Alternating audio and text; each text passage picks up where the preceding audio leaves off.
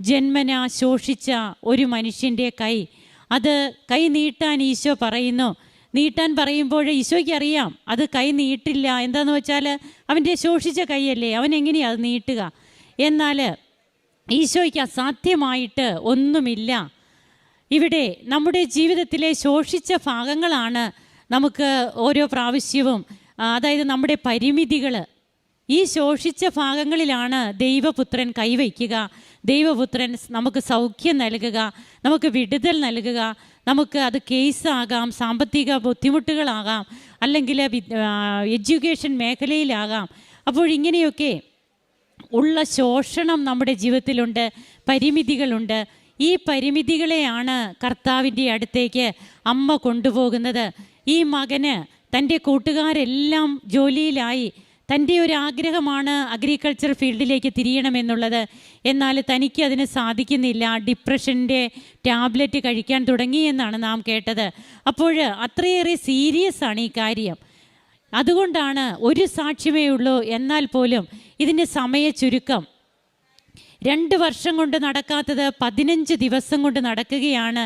ആ വ്യക്തി അത്രയേറെ ഡിപ്രഷനിലേക്ക് പോകുന്ന അവസ്ഥയിൽ തൻ്റെ അമ്മയുടെ ഉടമ്പടിയിൽ ആ മകന് എങ്ങനെയാണ് ഇവിടെ തൻ്റെ ജീവിതം തിരിച്ചു പിടിക്കാനായിട്ടായത്?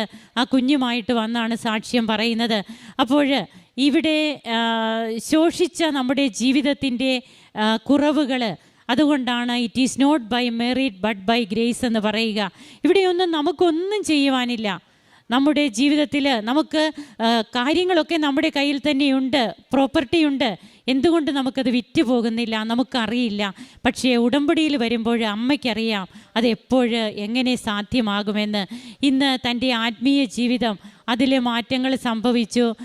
താൻ ഇങ്ങനെയൊന്നും ഉടമ്പടി എടുക്കുന്നതിന് മുമ്പ് വിശ്വാസമുണ്ട് നമുക്ക്. നമ്മൾ വിശ്വാസത്തിൽ തന്നെ ജീവിക്കുന്നവരാണ്, പള്ളിയിൽ പോകുന്നവരാണ്. എന്നാൽ ഇന്ന് ചാരിറ്റി വർക്ക്സ്, അതുപോലെ തന്നെ പ്രേക്ഷിത പ്രവർത്തനം, ഇന്ന് വിശുദ്ധ ഫ്രാൻസിസ് സേവ്യറിൻ്റെ തിരുനാൾ തിരുസഭ ആചരിക്കുമ്പോൾ സുവിശേഷ പ്രഘോഷണം നടത്തി നമ്മുടെ ഭാരതഭൂമിയിൽ വന്ന് സുവിശേഷ പ്രഘോഷണം നടത്തിയ വിശുദ്ധനെയാണ് നാം ഓർക്കുക. അപ്പോൾ നമുക്ക് കിട്ടിയിരിക്കുന്ന സുവർണ അവസരമാണ് കർത്താവിനെ അറിഞ്ഞവരെ ആഴപ്പെടുത്തുവാനും അറിയാത്തവരെ അറിയിക്കുവാനും. കൃപാസന പത്രത്തിലൂടെ നാം സുവിശേഷ പ്രഘോഷണം നടത്തുന്നു. ഇവിടെ വന്ന് നാം ലോകത്തോട് മൊത്തമായിട്ട് നാം നമ്മുടെ അനുഭവങ്ങൾ പറയുമ്പോൾ ഇവിടെ ദൈവം മഹത്വപ്പെടുകയാണ്. നമുക്ക് കരങ്ങളടിച്ച് ദൈവത്തെ ആരാധിക്കാം. ഈശോയ്ക്കും അമ്മയ്ക്കും നന്ദി പറയാം. യേശുവേ നന്ദി, യേശുവേ സ്തുതി, യേശുവേ ആരാധന. അത്യപൂർവ ദൈവാനുഭവങ്ങൾ